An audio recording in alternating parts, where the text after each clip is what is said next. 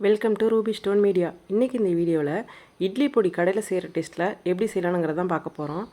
அடுப்பில் ஒரு பாத்திரத்தை வச்சு 1/2 டீஸ்பூன் எண்ணெய் ஊற்றி ஒரே 20 காஞ்ச மிளகாய் நான் எடுத்துருக்கேன். உங்களுக்கு காரத்துக்கு தகுந்த மாதிரி நீங்கள் சேர்த்துக்குங்க. இதை அரைக்கும் போது தான் காரம் இருக்கும், அப்புறம் நாள்பட உங்களுக்கு காரம் குறைஞ்சிரும். அதனால் அதை லேசாக வறுத்து எடுத்துக்குங்க. அது கூடவே ஒரு கைப்பிடி அளவுக்கு உளுந்தம்பருப்பு எடுத்துருக்கேன்.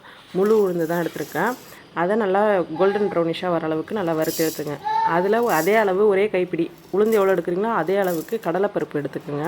அதுலேயே ஒரு 5 மிளகு சேர்த்துருக்கேன். ஏன்னா பருப்பெல்லாம் சேர்க்கும்போது சீக்கிரமாக செரிமானம் ஆகாது இல்லையா, அதுக்கு ஒரு 5 மிளகு சேர்த்துக்கிட்டிங்கன்னா ரொம்ப நல்லாயிருக்கும். அதுக்காக 5 மிளகு எடுத்துருக்கேன். இது கூடவே 1 டீஸ்பூன் துவரம்பருப்பு, 2 டேபிள் ஸ்பூன் போல் பொட்டுக்கடலை சேர்த்திங்கன்னா நல்லா கலராக இருக்கும், ஒயிட் கலராக வரும். அதுக்காக அது கூடவே கொஞ்சமாக கட்டி பெருங்காயம், அதுக்கும் ஒரு 1/2 டீஸ்பூன் சேர்த்து நல்லா பொரிய விட்டு எடுத்துக்கோங்க.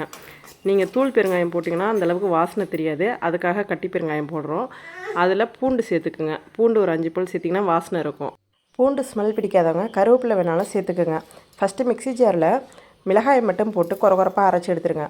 அப்புறமா மீதியை வறுத்து வச்ச ஐட்டம் எல்லாத்தையுமே ஒன்றா சேர்த்து அது கூட ஒரு கல் உப்பும் சேர்த்து அரைச்சி எடுத்துருங்க. ரொம்ப நைஸாக இல்லாமல் குறப்பாக அரைச்சி எடுத்துக்குங்க.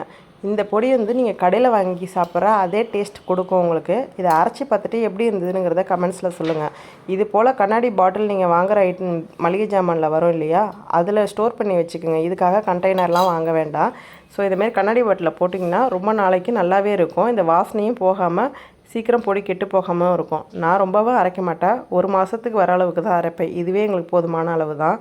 இப்போ இதே மாதிரி கண்ணாடி பாட்டிலில் ஸ்டோர் பண்ணி வச்சுக்கிட்டிங்கன்னா உங்களுக்கு நல்லாவே இருக்கும். இந்த வீடியோ உங்களுக்கு பிடிச்சிருந்தா லைக் பண்ணி, ஷேர் பண்ணி, சப்ஸ்கிரைப் பண்ணிக்கங்க. தேங்க்ஸ் ஃபார் வாட்சிங்.